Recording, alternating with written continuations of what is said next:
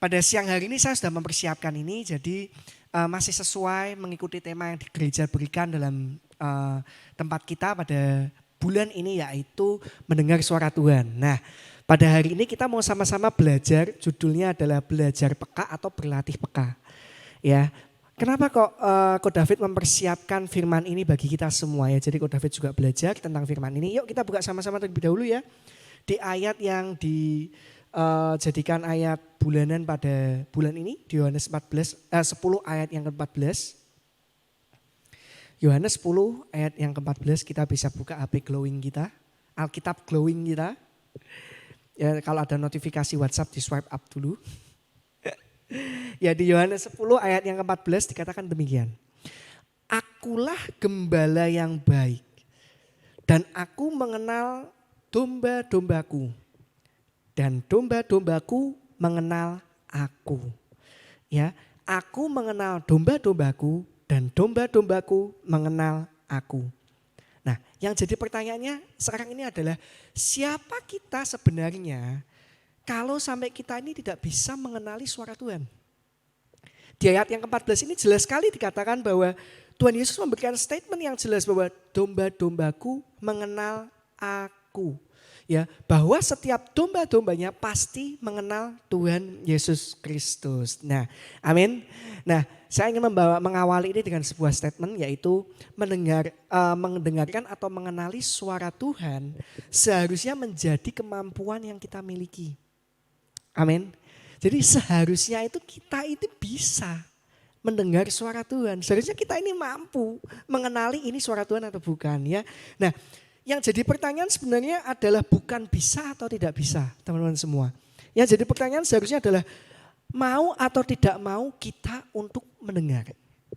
Nah, ketika saya mempersiapkan tema firman Tuhan pada minggu ini, mendengar suara Tuhan itu merupakan satu hal yang cukup menantang. Bagi saya, kenapa?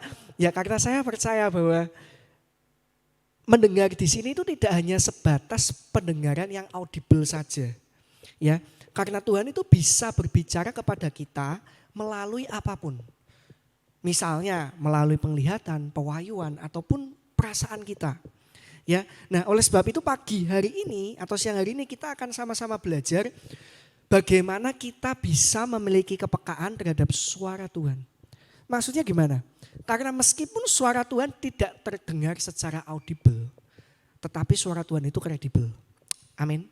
Suara Tuhan itu dapat dipercaya. Suara Tuhan itu ya dan amin. Nah,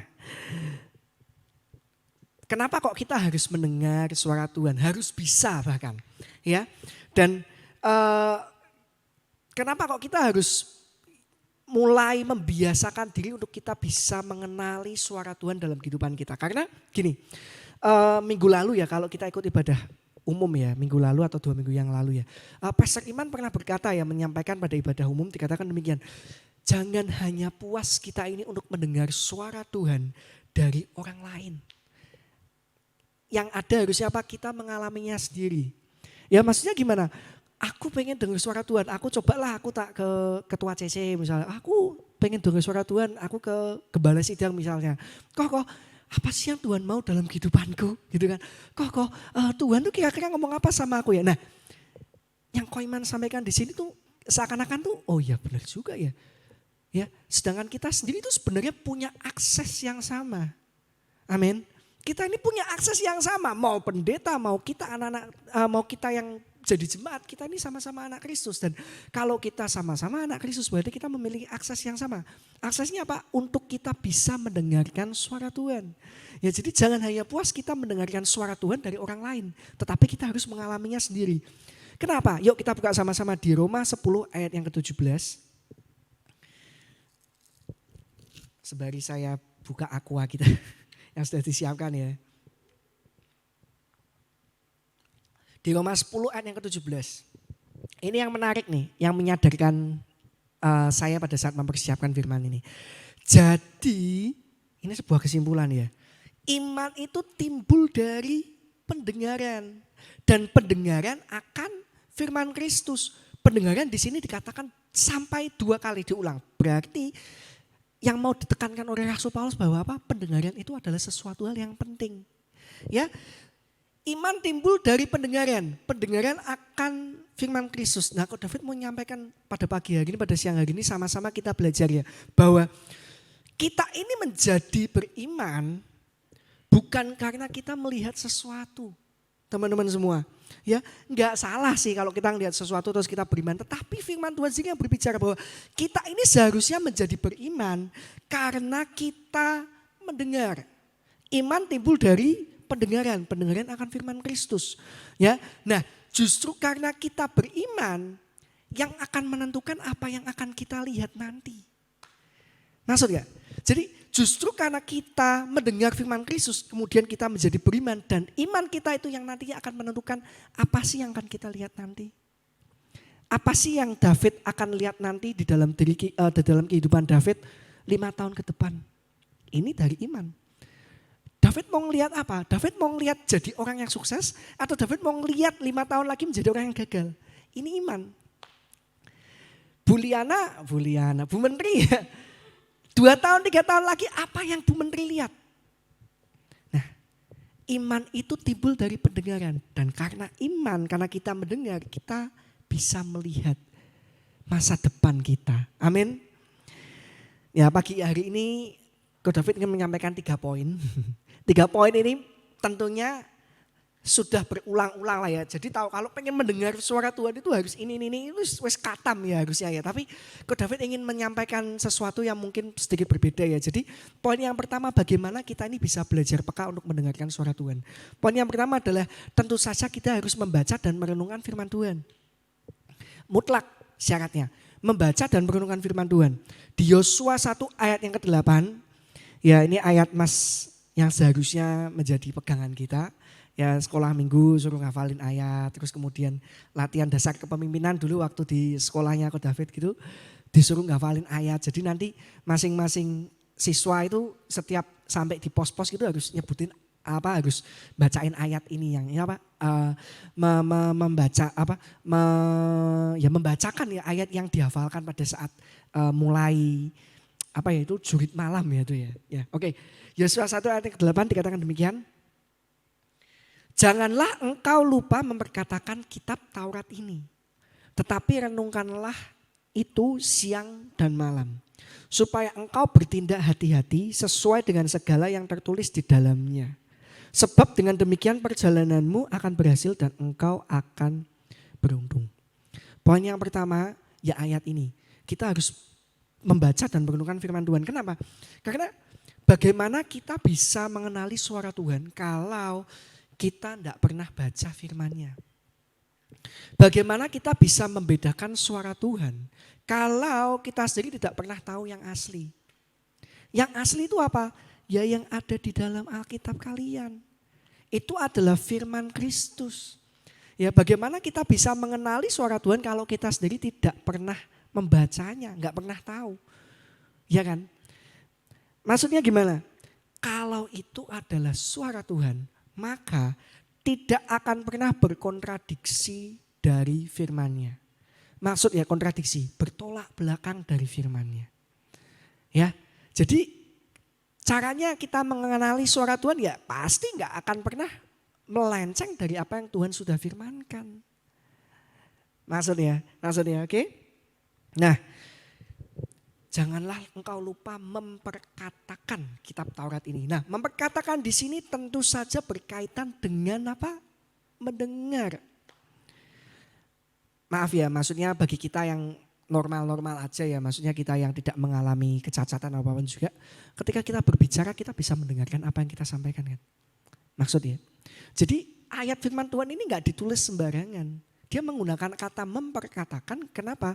Karena ketika kita memperkatakan firman Tuhan, ya dikatakan bahwa misalnya berbahagialah orang yang kesukaannya ialah Taurat Tuhan, yang merenungkannya itu siang dan malam, ya kan segala macam itu. Ketika kita memperkatakan firman ini, telinga kita ini mendengar. Kembali lagi di awal, iman itu timbul dari pendengaran dan pendengaran akan firman Kristus. Amin. Jadi yuk mulai kita biasakan ketika kita membaca firman boleh kita bergumam. baca itu bergumam ya, dikatakan ya janganlah engkau lupa memperkatakan kitab Taurat ini, tetapi renungkanlah itu siang dan malam. Nah, ketika kita mulai mendengarkan itu kita bisa membayangkan. Oh, jadi gini ya. Oh, kenapa kok Tuhan pakai kata memperkatakan supaya aku tuh bisa mendengar. Dan aku percaya ketika aku mendengarkan firman ini, itu boleh menjadi rema dan boleh menjadi kekuatan dalam kehidupanku. Amin. Ya.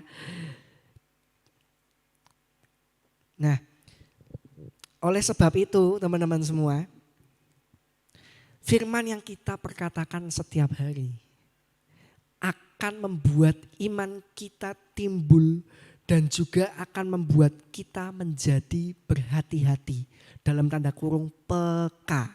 Kan kita temanya adalah belajar atau berlatih peka ya, terhadap apa yang menjadi suara Tuhan.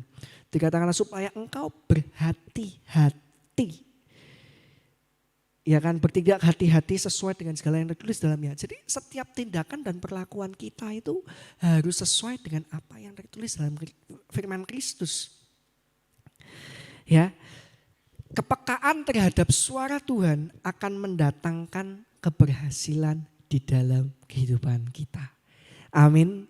Maka ketika engkau bertindak hati-hati, kita akan berhasil ya. Dikatakan di Yosua 1 ayat ke-8. Sebab dengan demikian perjalananmu akan berhasil. Amin. Dan engkau akan beruntung. Terus jadi pertanyaan sekarang, kalau aku belum berhasil sekarang, ya yuk kita mari introspeksi. Sudahkah kita merenungkan firman Tuhan? Sudahkah kita memperkatakan firman Tuhan? Ya, karena kembali lagi back to firman-Nya ini. Ya, segala sesuatu itu bermula dari firman.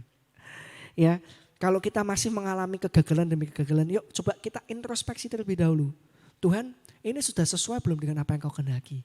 Tuhan, buat aku lebih peka terhadap apa yang menjadi suaramu Tuhan, terhadap apa yang menjadi arahanmu.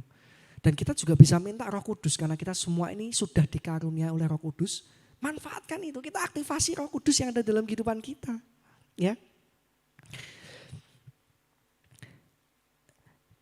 Waktu hari Sabtu kemarin ya, ada encouragement dari Pastor Jeffrey Tresna, dikatakan demikian. Kepekaan harian tentu saja lahir dari pengenalan harian. Teman-teman semua, amin. Nah kalau pekanya cuma setiap minggu kan berarti kita dengarnya cuma hari Minggu aja. Ya kalau kita pengen menjadi orang yang peka, kalau kita pengen menjadi orang yang bisa bertindak hati-hati, kita harus memiliki pengenalan akan Tuhan setiap waktu, setiap hari, setiap jam. Ya, di dalam 2 Timotius 3 ayat yang ke-16. 2 Timotius 3 ayat yang ke-16.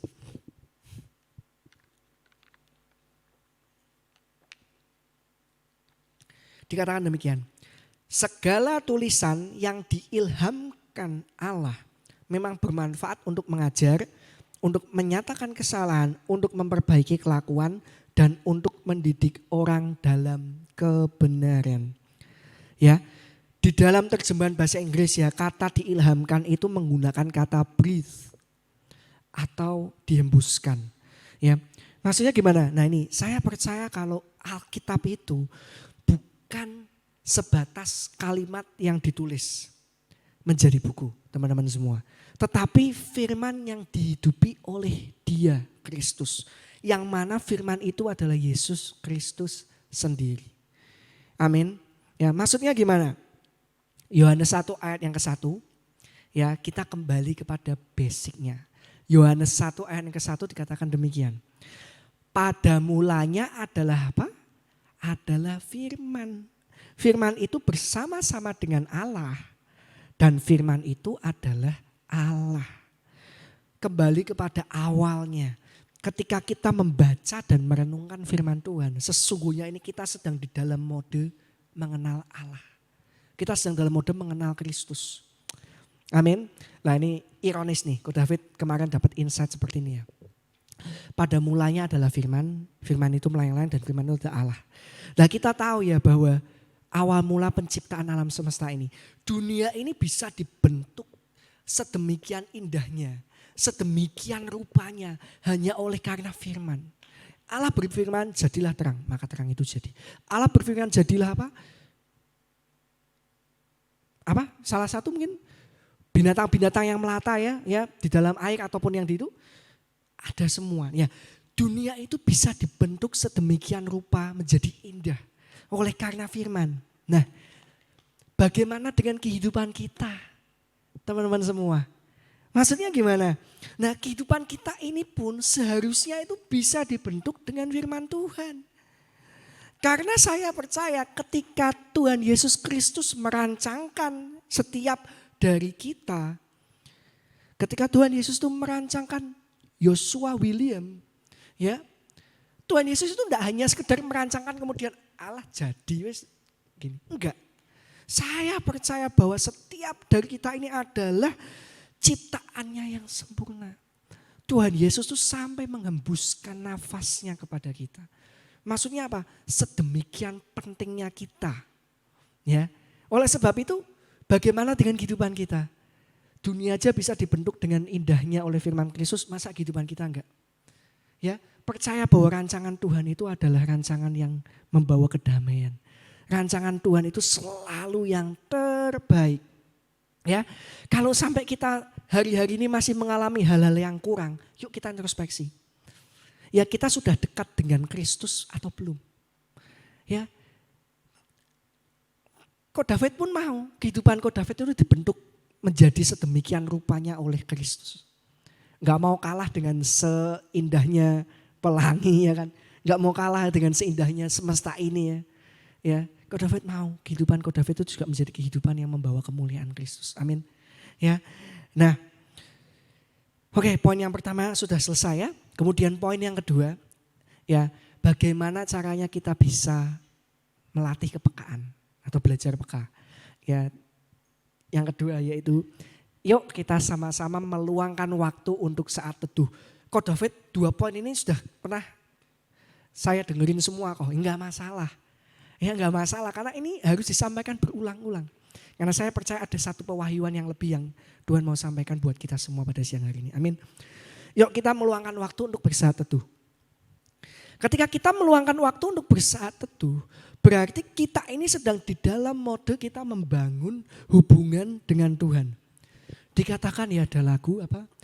Dia hanya sejauh apa? Doa.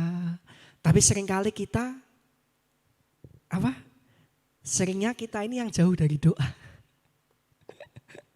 Dia hanya sejauh dari doa, tapi kita ini seringnya jauh dari doa. Maksudnya gimana? Ayo kita sama-sama kita belajar, kita berdoa. Ya, kapan harus berdoa? Oh, setiap waktu. Apapun itu. Ya, mau naik motor kita berdoa. Tuhan Yesus sertai. Aku sekarang mau pergi kemana? Pulang misalnya. Percaya malaikat menjagai, menyertai, melindungi.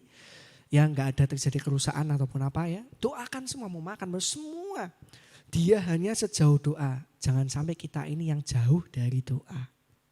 Nah, berdoa di sini yang Ko David maksud ya, bukan berdoa untuk meminta, tetapi kita berdoa untuk mendengar. Maksudnya gimana? Boleh enggak kita berdoa meminta? Boleh. Ya, tetapi yang Tuhan mau, kita ini juga sampai kepada level di mana kita ini berdoa untuk mendengarkan Tuhan. Ya. Kalau anak kecil mungkin isinya minta enggak ada masalah. Tapi kalau orang sudah beranjak dewasa mulai mendengar apa yang Bapak mau. Apa yang Tuhan Yesus Kristus mau dalam kehidupanku. Lewat saat teduh ya, apa yang Tuhan mau untuk aku lakukan pada hari ini.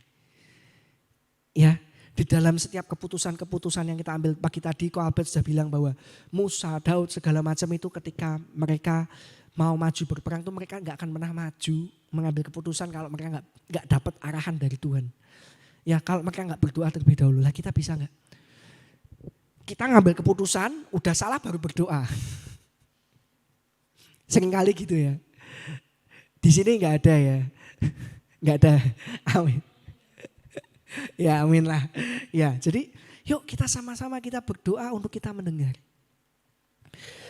Yeremia 33 ayat yang ketiga dikatakan demikian. Yeremia 33 ayat yang ketiga. Berserulah kepadaku, maka aku akan menjawab engkau dan akan memberitahukan kepadamu hal-hal yang besar dan yang tidak terpahami, yakni hal-hal yang tidak kau ketahui. Saya mau menguatkan teman-teman semua di tempat ini. Enggak perlu kita banyak tahu. Ya, cukup Tuhan yang Maha tahu. Ya, maksudnya gimana? Untuk kita melakukan semuanya kita harus tahu detailnya semua, enggak perlu. Cukup Tuhan yang Maha tahu. Yang penting kita apa? Banyak percaya. Ya, jangan kita merasa kita banyak tahu. Ya, kita baru bisa berjalan kalau kita tahu banyak, enggak. Cukup Tuhan yang tahu. Ya, yang kita butuhkan itu hanya Tuhan Yesus. Amin. Nah, kepekaan lahir dari seberapa sering kita mau memiliki waktu untuk bersama Tuhan Yesus. Ya, nah ini saya kasih contoh ya. Karena saya meluangkan waktu buat Deshaun ya, Deswan. Ketika saya meluangkan waktu mainan sama anak saya meskipun Deshaun itu masih bayi, masih kecil ya. Yang ada cuma paling tertawa dan menangis saja ya, belum bisa ngomong jelas ya. Tapi saya bisa mengenal suaranya ya. Jadi ketika dia berbicara mama gitu, atau ketika dia berteriak atau dia menangis. Dan bahkan ketika mungkin ada beberapa kumpulan bayi-bayi di situ ya, ketika Deshaun nangis atau itu, saya langsung tahu, oh ini anakku. Oh ini Deshaun ini nangis. Kenapa? Karena saya meluangkan waktu untuk memiliki kebersamaan dengan anak. Jadi yang jadi pertanyaannya adalah ketika kita datang kepada Tuhan, jangan karena kita punya waktu luang, teman-teman. Tetapi kita harus meluangkan waktu. Wow, ini kayak tau dibalik kalimatnya, tetapi maknanya beda. Waktu luang nek aku rak sibuk. Kalau aku udah sibuk, kalau aku udah banyak kerjaan, baru aku datang sama Tuhan. Enggak. Tetapi kita harus meluangkan waktu untuk kita datang kepada Tuhan. Ya. Ada pertanyaan demikian. Lalu kapan kau David saya harus bersaat teduh? Ya, harus devotion ya, saat teduh ya. Nah, waktu yang terbaik untuk kita bisa bersaat teduh adalah tentu saja ketika kita berada di dalam waktu terbaiknya kita. Ya dong, waktu terbaik kapan waktu yang terbaik untuk aku bersaat teduh? Ya, waktu terbaik untuk kita bersaat teduh adalah pada saat kita memiliki waktu yang terbaik. Pagi hari, siang hari, malam hari, kapan waktu terbaik kita? Ya, tentu saja ketika kita merasa fresh. Ketika kita merasa bergairah, ketika kita merasa oh ini adalah waktu di mana aku tuh paling seger. Waktu di mana aku ini paling waspada. Ya. Lakuin itu. Ya, 5 menit, 10 menit jangan terbatas waktu. Ya, kita meluangkan waktu kita untuk bersaat teduh ya. Kita berusaha untuk Tuhan mau ngomong apa sih pada hari ini ya. Nah, karena saya percaya ketika domba mengenali gembalanya adalah bukan dari satu kali pertemuan saja. Seringkali kita pernah lihat ya ada domba gitu bisa mengenali suara dari gembalanya. Dan gitu terus dombanya datang gini. Tapi ada orang nyoba gitu, enggak mau. Ya, nah saya percaya hal itu terjadi bukan karena satu kali pertemuan saja, tetapi dari pertemuan yang dilakukan berulang-ulang. Kebersamaan yang dilakukan secara konsisten. Semakin kita sering melakukan kebersamaan ini, semakin sering pula kita ini menjadi orang yang peka. Ya, di dalam Yohanes 10 ayat yang ketiga dikatakan demikian. Yohanes 10 ayat yang ketiga.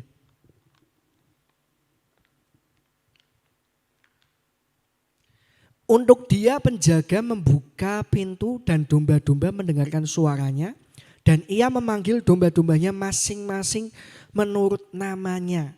Dan menuntunnya keluar. Ini yang menarik. Memanggil masing-masing menurut namanya. Maksudnya gimana? Jadi ketika Yesus mengenalkan sosok gembala pada ayat ini. Ya, dia itu melakukannya dengan gambaran yang menunjukkan apa? Keintiman. Teman-teman semua, ya di dalam memanggil domba-dombanya, gembala tidak hanya mengucapkan seruan umum agar semua dombanya datang. Ayo John, ini John, kayak gitu ya. Seruan umumnya orang Semarang apa John ya. John, semua dipanggil John, ya kan? Semua dipanggil bro, enggak. Tuhan Yesus ketika menggambarkan di sini itu Tuhan Yesus menggunakan sesuatu yang personal. Tuhan Yesus memanggil berdasarkan namanya. Gembala itu memanggil berdasarkan namanya. Ya. Ketika dia memanggil dengan nama, berarti apa?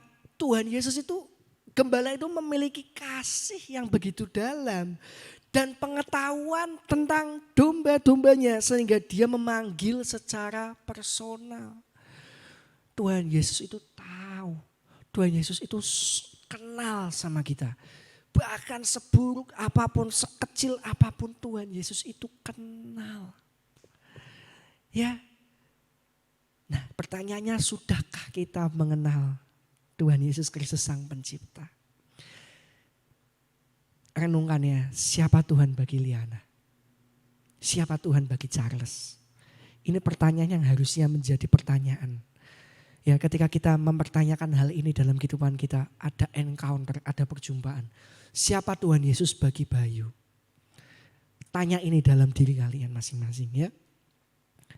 Oleh sebab itu, kepekaan itu lahir dari keintiman, teman-teman semua. Semakin kita intim, ya, maka kita akan semakin peka. Amin. Poin kedua sudah selesai.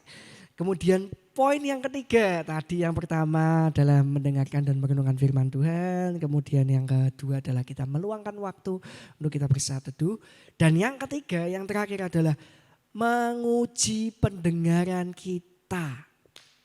Ya kan, sesudah kita latihan tuh biasanya ada apa sih? Ada ujian kan. Setelah kita latihan, kita sudah belajar macam-macam kan, selalu kita mengalami yang namanya ujian kan.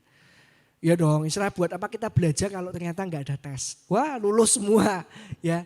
Nah, maksudnya gimana? Menguji pendengaran ini adalah salah satu cara agar kita bisa memiliki kepekaan terhadap suara Tuhan. Ingat ya, yang kita uji ini suara dari Tuhan atau bukan? Ya. Nah, di dalam 1 Yohanes ayat yang keempat, 1 Yohanes 4 ayat yang ke-1. 1 Yohanes 4 ayat yang ke-1 ini kok David baca dari firman Allah yang hidup. 1 Yohanes 4 ayat yang ke-1. Dikatakan demikian. Sahabat-sahabat yang saya kasihi, janganlah langsung percaya orang yang mengaku menyampaikan berita dari Roh Allah. Ujilah lebih dahulu apakah hal itu benar. Karena di sekitar kita terdapat banyak guru palsu. Ya, jadi kita harus menguji pendengaran kita, teman-teman semua. Ya, jadi Ko David ingin kasih agar kita bisa tahu ya apakah ini suara dari Tuhan atau bukan. Ya, ada tips-tipsnya ya. Ya, tips yang pertama, yang pasti adalah suara dari Tuhan itu tidak akan pernah berkontradiksi dari firman Tuhan. Ini yang pasti. Ya, wah aku dengar suara dari Tuhan nih, aku disuruh nyontek. Gak mungkin. Gak mungkin dong Tuhan suruh kita nyontek ya kan. Wah aku dengar suara Tuhan nih, kayak itu aku disuruh bantu orang tua ya. Tapi dengan menggunakan uang yang tidak benar, misalnya kita, maaf kata mungkin bagi yang sudah kerja nih, apalagi yang kerjanya hubungannya sama finance ya.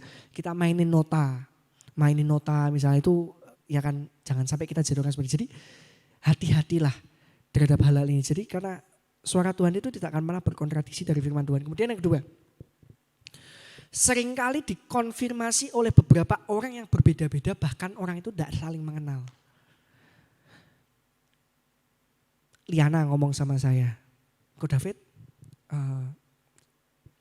aku tuh dapat nubuatan kayak gini-gini buat Ko David. Amin, oke. Kalau itu baik, salah nggak untuk kita mengamini? Nggak masalah kan. Mau dia mengatasnamakan aku dengar ini dari Tuhan pun nggak ada masalah. Ya kan? Itu tanggung jawabnya orang yang menyampaikan itu. Istilahnya kalau ternyata orang itu dengan dengan embel-embel aku dengar suara Tuhan, sebenarnya cuma pengen tenar aja ya. Menurutku David nggak masalah. Asal itu baik dan itu sesuai dengan firman Kristus, amini aja. Ya, bisa jadi itu doa buat kita kan. Jangan malah kegatelan. Ada pengalaman ya, diceritakan sama temennya ya, kemudian aku tuh masuk dikasih tahu sama ini, katanya dengar dari Tuhan, ya kan, aku tuh bakalan jadi kayak gini. Wah kemudian terus langsung heboh pada saat itu kan, misalnya Heboh dalam arti jangan sembarangan di update story apa status tuh. Jangan sembarangan menggunakan atas nama Tuhan. Itu enggak boleh macam-macam sembarangan segala macam. Menurut Ko David, orang ini sudah menghilangkan kepercayaannya dia. Maksudnya gimana? Kalau itu doa, ya kenapa enggak diamini? Yang tadi Ko David katakan, kalau sampai ternyata orang ini cuma main-main pakai nama Tuhan, ya itu urusannya dia dong. Bukan urusanku. Ya kan, kalau orang ini malah cerita sama misalnya sama Bebe, aku tuh dengar Cik Bebe, Charles tuh ngomong sama saya kalau saya tuh bakalan jadi kayak gini, saya akan jadi orang yang besar, gini, saya akan jadi pemimpin misalnya. Dan katanya tuh Charles tuh dapat ini dari Tuhan.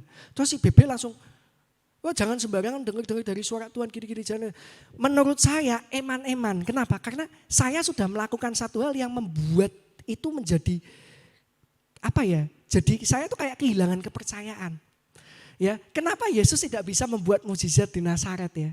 Ya karena banyak orang yang tidak percaya. Ya kan?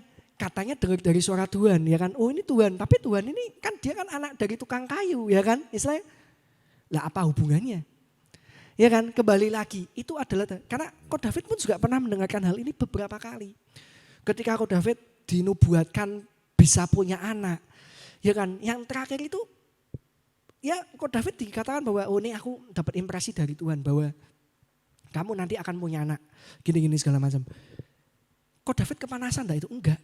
Ko David amini itu. Eman-eman kalau Ko David kepanasan. Istilahnya sapa wong iki kok etok-etok kok nganggu-nganggu suara Tuhan. Kok pura-pura masuk kok sembarangan kok dengan mudahnya bilang suara Tuhan. Menurutku David jangan kita jadi orang yang seperti ini. Ya, kita harus uji. Uji itu bukan berarti kita ceritakan kepada orang terus kemudian sama-sama diuji bareng-bareng. Oh delok sama-sama. Enggak.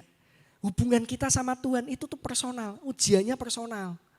Ya toh kalau benar pun yang benar itu Tuhan. Bukan orang itu gitu loh. Ya kan amin ya. Jadi jangan sampai kita ini jadi orang yang seperti ini. Yuk kita sama-sama belajar. Ya, seringkali suara Tuhan itu dikonfirmasi. Ada beberapa orang yang menyampaikan hal yang sama. Charles ngomong gitu sama saya. Ada orang lagi dari luar. Duh, kok sama ya dengan yang disampaikan Charles pada waktu itu ya. Padahal Charles sama orang ini gak saling mengenal. Lah, Tuhan apakah ini yang kau mau kehendaki dalam kehidupanku? Kita harus uji akan hal ini. Teman-teman semua. Ya. Kemudian yang terakhir, suara Tuhan itu mendatangkan kedamaian di dalam hati kita. Itu pasti. Gak mungkin kalau kita dengar suara Tuhan malah bikin hati kita tidak tenang. Itu gak mungkin teman-teman semua. Kalau itu suaranya dari Tuhan maka akan membuat kita damai sejahtera. Karena Tuhan sendiri yang ngomong. Jangan kau takut. Aku di sini itu untuk memberikan kekuatan. Suara Tuhan itu selalu mendatangkan kedamaian. Ya, Benita dapat nubuatan. Kamu akan jadi orang besar. Tuhan ngomong, Bebe kamu akan jadi orang besar. Kamu akan dipakai Tuhan di dalam pekerjaanmu. Dan percaya 2 tahun, 3 tahun lagi kamu akan berhasil. Tugas kita ngapain? Ya amini aja. Jangan malah kita ngetes orang ini. Orang ini siapa sih? Bukan siapa-siapa. Ingat ya. Tuhan bisa pakai siapapun ya. Yang Tuhan pakai itu bukan title. Ya, yang Tuhan pakai itu adalah orang-orang yang punya hubungan dengan Tuhan. Mau kita title kita apa pendeta misalnya. Ya, Tuhan itu ketika Tuhan menggunakan orang untuk berbicara ya. Tuhan itu akan menggunakan orang yang punya hubungan. Ko David sampaikan ini di sini. Bukan menggunakan orang yang punya title. Karena bagi Tuhan itu title bukan masalah. Yang jadi masalah adalah orang ini punya hubungan sama Tuhan atau enggak. Nah itu. Ya, dan ketika kita tahu bahwa oh ini memang dari Tuhan. Ya kita terima kasihnya sama Tuhan. Jangan terima kasih, maksudnya jangan kita mengagungkan orang ini ya. Karena kembali lagi orang ini cuman apa sih alat. Kalau orang ini tidak ngomong, Tuhan bisa pakai orang lain buat ngomong gitu loh. Ya jadi ini kita sama-sama belajar bahwa 3 poin tadi kalau kita mendengar suara Tuhan kita harus uji. Yang pertama suara Tuhan itu tidak pernah berkontradiksi dari firman Tuhan. Kemudian yang kedua suara Tuhan itu seringkali dikonfirmasi oleh beberapa orang, bahkan orang-orang yang berbeda yang tidak saling kenal. Kemudian yang terakhir suara Tuhan itu selalu mendatangkan kedamaian kita. Ayat yang terakhir ya di Yohanes 10 ayat yang ke-27. Yohanes 10 ayat yang ke-27, Ko David bacakan. Dikatakan demikian. Domba-dombaku mendengarkan suaraku dan aku mengenal mereka. Dan mereka mengikut aku. Mereka mengikut aku, mengikut Tuhan Yesus Kristus.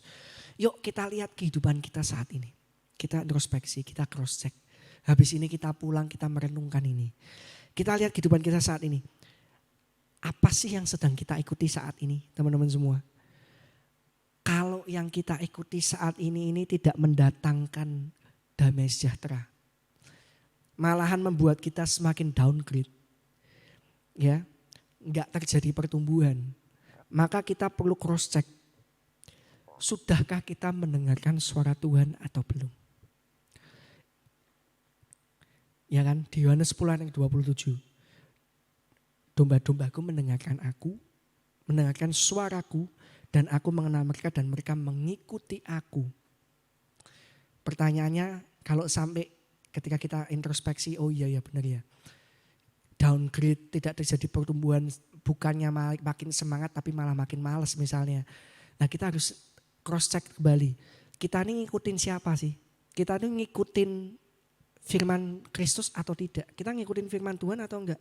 Kita mendengarkan suaranya Tuhan atau mendengarkan suara orang? Itu loh, lihat Leon itu orangnya kayak gini ya, gini. Terus kita ngikutin orang ini. Ya kan? Eman-eman teman-teman semua. Ya, karena hal-hal kayak gitu itu tidak akan menjadikan kita bertumbuh ya. Tapi akan menjadikan kita semakin downgrade dan kita nggak akan mengalami pertumbuhan.